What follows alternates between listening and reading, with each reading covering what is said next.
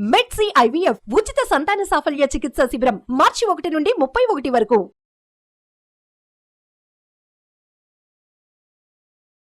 నమస్కారం అండి. డాక్టర్ మోవా శ్రీనివాస్ మాట్లాడుతున్నాను. నేను కార్డియాలజిస్ట్ని.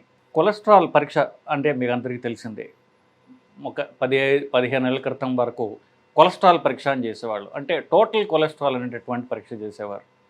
తర్వాత దీంట్లో మంచి చెడు, ఆ చెడు కొలెస్ట్రాల్లో 2 రకాలు, ఇట్లా మనకి చాలా వరకు సైన్స్ పెరగడంతో కనీసం లాస్ట్ 10-15 ఏళ్లుగా ఫాస్టింగ్ లిపిడ్ ప్రొఫైల్ అంటూ చేయడం అంటూ జరుగుతుంది. ఇది కూడా మీకు అందరికీ తెలిసిందే.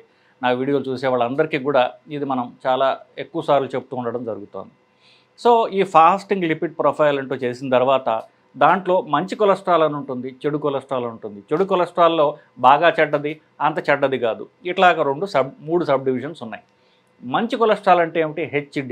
హెచ్డిఎల్ అంటే హెచ్తో స్టార్ట్ అవుతుంది, అది హైగా ఉండాలి. సో హెచ్డిఎల్ అనేది మనకి కాపాడేటటువంటి మంచి కొలెస్ట్రాల్.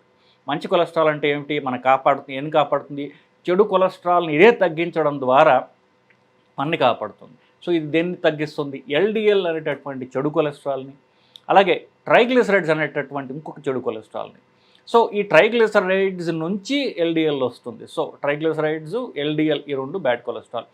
ఇది మీ అందరికీ చిరపరిచితమైనటువంటి నాలెడ్జ్, దీనిలో కొత్తదనం కూడా ఏం లేదు. సో ఈ సబ్ డివిజన్ అంతా చెడు కొలెస్ట్రాల్ అంటున్నాను చూసారా, ఎల్డిఎల్, ట్రైగ్లిసరైడ్స్. దీన్ని హెచ్డిఎల్తో కలిపి ఒక మాట ఉంది, దాన్ని ఏమంటారు? ఎథిరోజెనిక్ లిపిడ్ ప్రొఫైల్ అంటారు.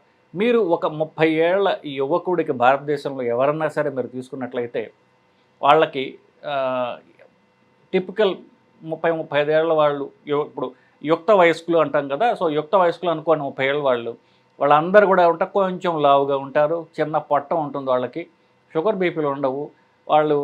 ఇది వాళ్ళ ఫిజికల్ స్ట్రక్చర్ చూసుకున్నప్పుడు వీళ్ళందరికీ కూడా మీరు కొలెస్ట్రాల్ ఫాస్టింగ్ లిపిడ్ ప్రొఫైల్ చేసినట్లయితే కనుక అందరిలో కూడా ఒక టిపికల్ ప్రొఫైల్ ఉంది భారతదేశంలో ఉన్నటువంటి మన సౌత్ ఏషియన్స్ అందరికీ.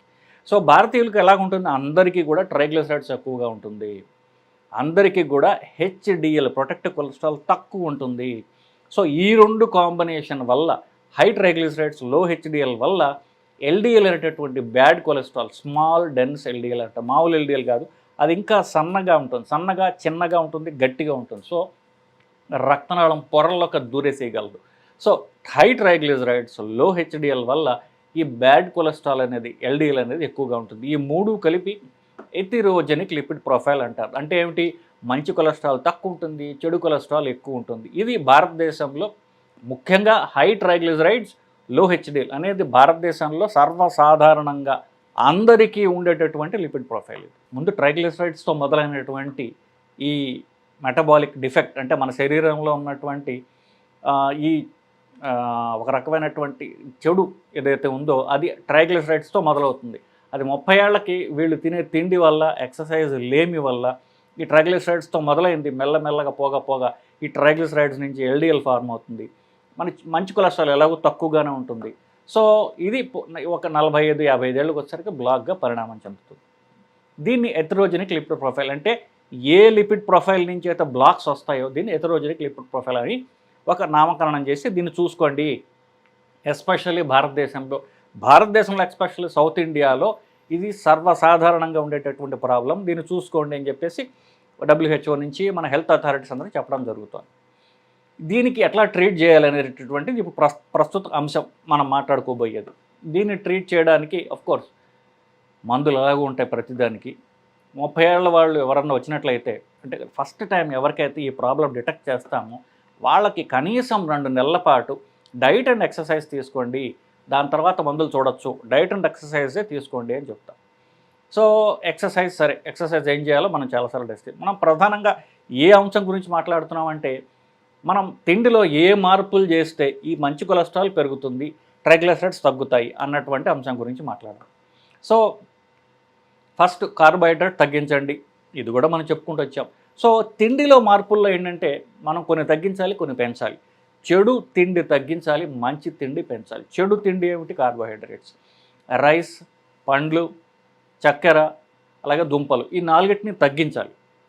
రైస్, దుంపలు, చక్కెర లేదా బెల్లము, పండ్లు లేదా తేనె. సో మళ్ళీ వస్తా, రైస్, అన్ని రకాల రైసు, పండ్లు లేదా తేనె, చక్కెర లేదా బెల్లము, నాలుగవది దుంపలు.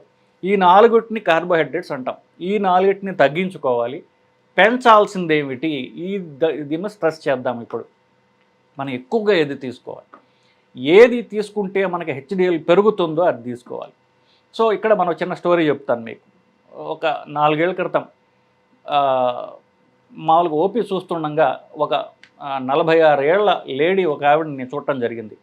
ఆవిడ మామూలుగా రొటీన్గా పరీక్షలు చేసుకుంటూ రొటీన్ పరీక్షలు చూపించడానికి రాగా నేను చూసినప్పుడు ఆవిడ లిపిడ్ ప్రొఫైల్లో ఈ హెచ్డిఎల్ అనేటటువంటి మంచి కొలెస్ట్రాల్ ఏదైతే ఉందో మనందరికీ చూసుకుంటే అది ఎంత ఉండాలి, మగవాళ్ళకి 40 నుండి 60 ఉండాలి, ఆడవాళ్ళకి 30 నుంచి 80 దాకా ఉండాలి. ఆడవాళ్ళకి ప్రొటెక్షన్ ఎక్కువ ఉంటుంది కాబట్టి.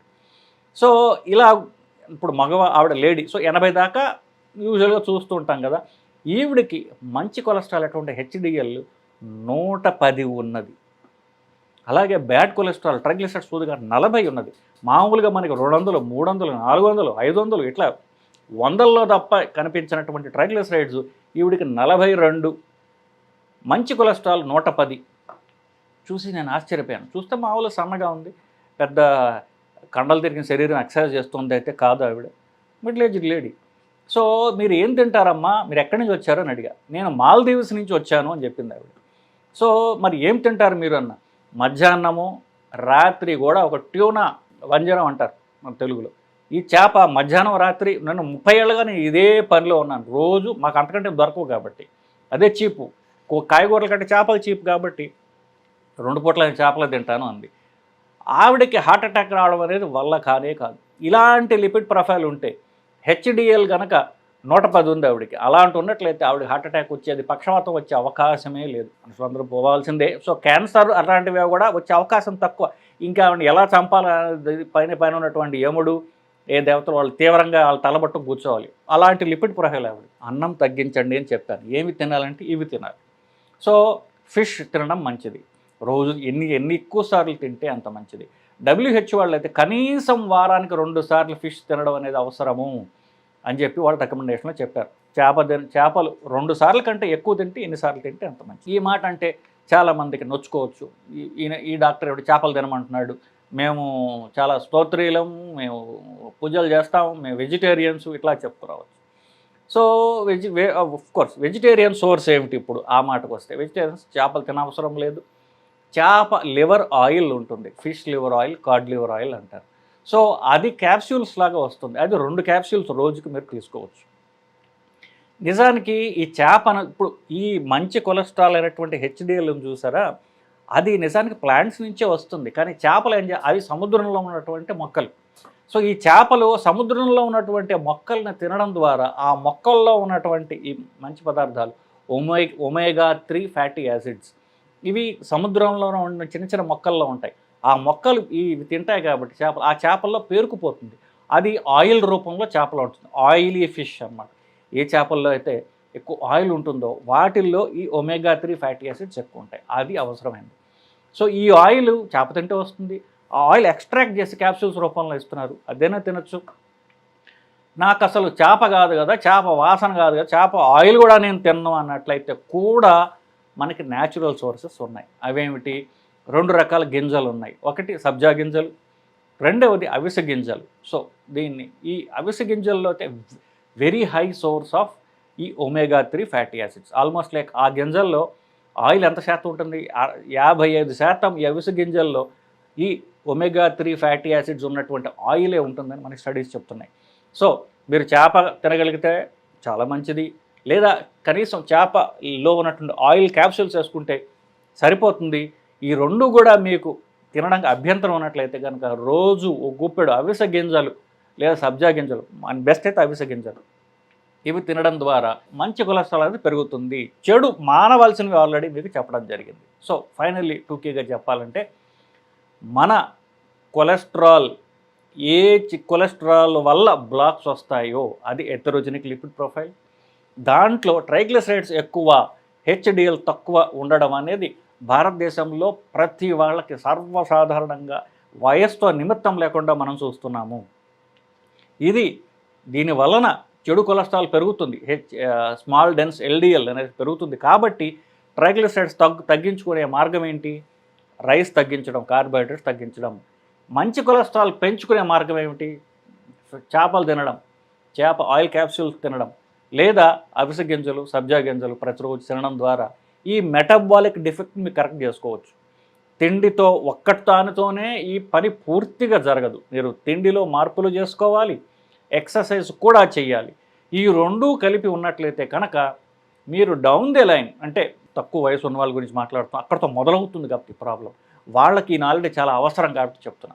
తర్వాత మీకు 50-60 ఏళ్ళు వచ్చేసరికి ఈ బ్లాక్స్లో ఉన్న కాజ్ చేసేటటువంటి చెడు కొలెస్ట్రాల్ పెరిగి మీకు 60 ఏళ్ళకి పూర్తిగా బ్లాక్, 70 ఏళ్ళకి లేకపోతే 60 ఏళ్ళకి హార్ట్ అటాక్లు వచ్చే దాని నుంచి మీరు తప్పించుకోవాలనుకుంటే ఈ డిఫెక్ట్ మీరు చిన్న వయసులోనే కరెక్ట్ చేసుకోవడం అనేది చాలా అవసరం.